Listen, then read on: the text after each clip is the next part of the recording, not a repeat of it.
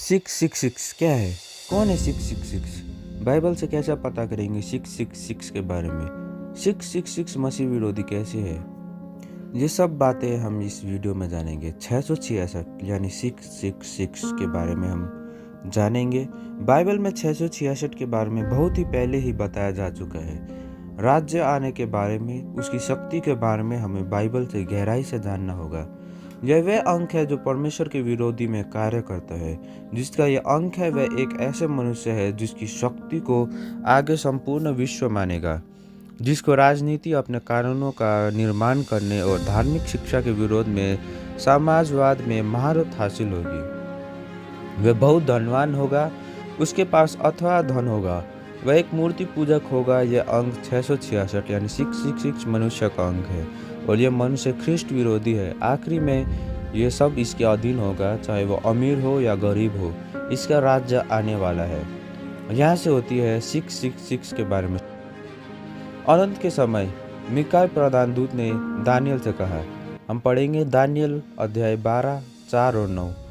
परंतु हे दानियल, तू इस पुस्तक पर मुहर करके इन वचनों को अनंत समय तक के लिए बंद रख।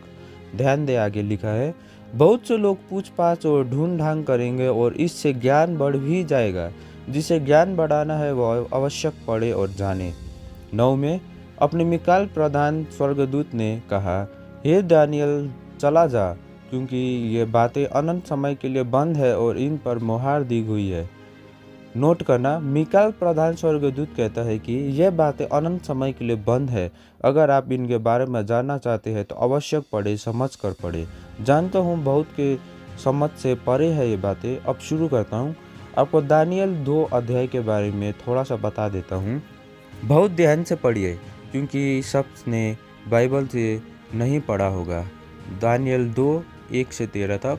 राजा नबूकदनेस्सर जो बाबुल बेबीलोन का राजा है, उससे एक स्वप्न देखा और राजा बहुत व्याकुल हो गया। तब राजा ने आज्ञा दी, ज्योतिषियों, तांत्रिकों ने और कसदी बुलाए, जहाँ की वे राजा को स्वप्न बताए। इसलिए वे आए और राजा के सामने हाजिर हुए। नोट करना, यह अपने राजा को एक बात गौर किया, यह कि वह राजा को स्वप्न बताए जो राजा ने देखा है। फिर आगे बढ़े। राजा ने उससे कहा, मैंने एक स्वप्न देखा है और मेरा मन व्याकुल है कि स्वप्न को कैसे समझूं। तब उन्होंने कहा, हे राजा, अपने दासों को स्वप्न बता और हम उसका फल बताएंगे। अब ध्यान देना, राजा ने उत्तर दिया, मैं ये आज्ञा दे चुका हूँ कि यदि तुम फल समय स्वप्न को ना बताओगे तो तुम टुकड़े टुकड़े किए जाओगे और तुम्हारे घर फुकवा दिए जाएंगे। यदि तुम फल समय स्वप्न को बता दो तो मुझसे भांति भांति के दान से भारी प्रतिष्ठा पाओगे। राजा ने कहा, इसलिए तुम मुझे फल समय स्वप्न बताओ। उन्होंने फिर कहा, हे राजा, स्वप्न तेरे दासों को बताया जाए, अब उसका फल समझा देंगे। राजा ने कहा, मेरे मुंह से आज्ञा निकल चुकी है कि स्वप्न समेत अर्थ भी बताओ, लेकिन तुम समय बढ़ाना चाहते हो। राजा ने कहा, तुम स्वप्न बताओ तो मैं जानूंगा कि तुम उसका फल भी समझा सकते हो। राजा ने ऐसा इसलिए कहा कि वे आपस में मिलकर राजा से स्वप्न के बारे में झूठ बोलते, अगर सही अर्थात नहीं जानते तो। इसलिए राजा ने कहा, तुम स्वप्न भी बताओगे। उन्होंने कहा, पृथ्वी भर में ऐसा कोई नहीं जो राजा को स्वप्न बता सके। जो बात राजा पूछता है वह अनोखी है। सिर्फ देवताओं को छोड़कर कोई और नहीं जो राजा को स्वप्न बता सकता है।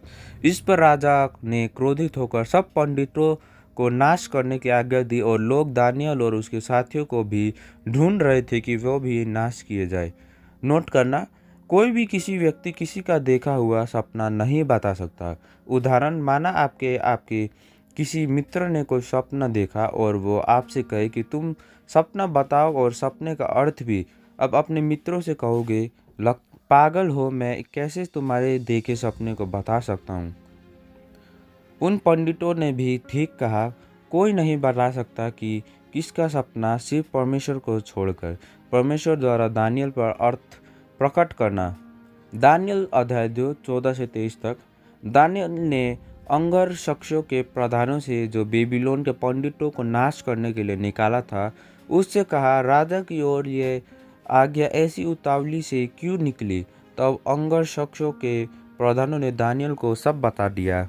ध्यान दे, तब दानियल ने भीतर जाकर राजा से विनती की कि उसके लिए कोई समय ठहराया जाए ताकि वह दानियल राजा नबूकदनेस्सर को स्वप्न का फल बता सके। तब दानियेल ने अपने घर जाकर अपने साथियों को ये बताया और कहा कि इस भेद के विषय में स्वर्ग के परमेश्वर की दया के लिए यह कहकर प्रार्थना करो कि दानियेल और उसके साथी उन पंडितों के साथ नाश किए जाए।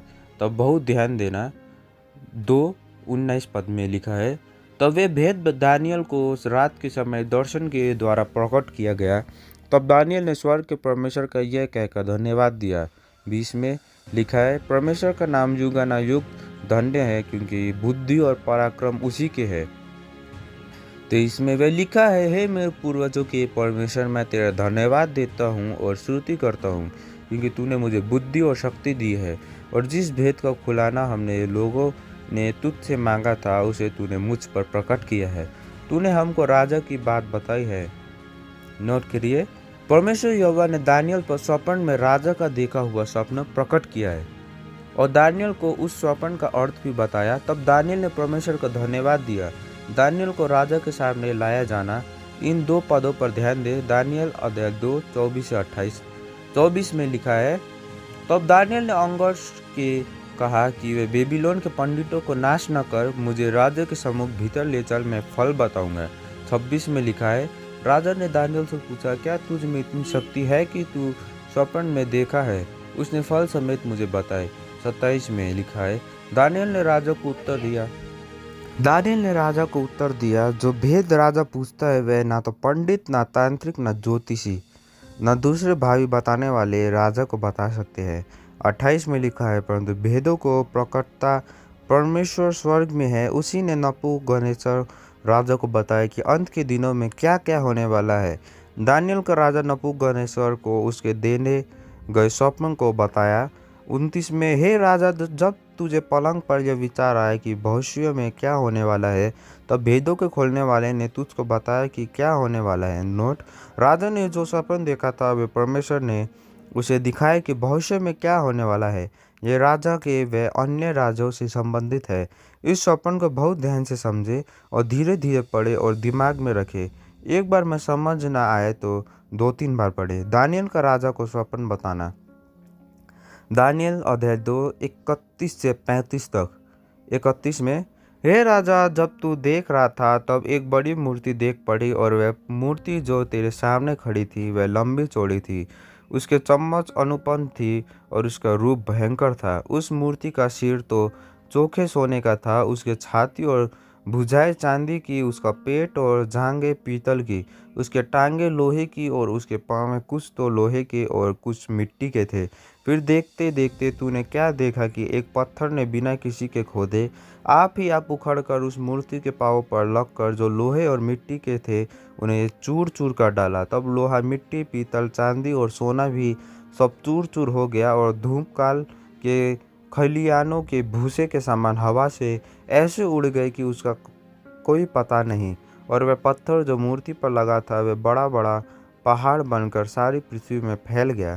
तो आप ये स्वप्न को समझ सके, आप लोग ये क्या कहना चाह रहा है दानियेल, और 666 के बारे में क्या सही है। जानता हूँ बहुतों को समझ नहीं आया होगा, सरल भाषा में समझाता हूँ। राजा ने अपने स्वप्न में एक बहुत बड़ी मूर्ति देखी। उस मूर्ति के अलग अलग धातु के भाग हैं, मतलब शरीर के भाग अलग अलग धातु के हैं। जब मूर्ति के भागों को समझा, कौन सा भाग किस धातु का बना है, यह हमें 666 के बारे में भविष्यवाणी की गई है। उसके राज्य के बारे में, मूर्ति के अंग किस धातु के हैं ये याद रखिएगा। नंबर 1 में, सबसे ऊपर मूर्ति का सिर सोने का है, उसकी छाती व दोनों भुजाएं चांदी की है, उस मूर्ति का पेट और जांघ पीतल के है, उसके टांगे लोहे की है, टांगे मतलब घुटने से टखने तक। मूर्ति के पांव, पैर जिसे हम चलते हैं उसे जूता पहना जाता है, कुछ लोहे के और कुछ मिट्टी के थे। जो पूरी मूर्ति के बारे में बताया गया है कैसे थी जो राजा ने देखी। एक बार फिर समझे, सिर सोने का, छाती और भुजाएं चांदी की, पेट व जांघ पीतल की, टांगे लोहे की, पांव लोहे और मिट्टी की। आगे बढ़ते हैं, स्वप्न में फिर क्या देखा। फिर राजा ने एक पत्थर देखा जो अपने आप उड़कर उस मूर्ति के पांव पर जा लगा। फिर क्या कहा, वह पत्थर मूर्ति के पांव पर जा लगा जो लोहे और मिट्टी के थे। वह पांव उस मूर्ति का वह हिस्सा है जो मूर्ति खड़ा रहता है। तो पत्थर मूर्ति के पाँव पर लगा तो मूर्ति को चूर चूर कर दिया। फिर जिन धातुओं से मूर्ति बनी थी वह चूर चूर हो गई। लोहे, मिट्टी, पीतल, चांदी, सोना सब के सब चूर चूर हो गए और भूसे की तरह हवा में उड़ गए कि उनका पता नहीं चला। फिर ध्यान दे, वे पत्थर जो मूर्ति पर लगा था वे बड़ा पहाड़ बनकर सारी पृथ्वी पर फैल गया। मैं समझता हूँ कि आप लोगों को ये स्वप्न बहुत अच्छी तरह से समझ आ गया होगा।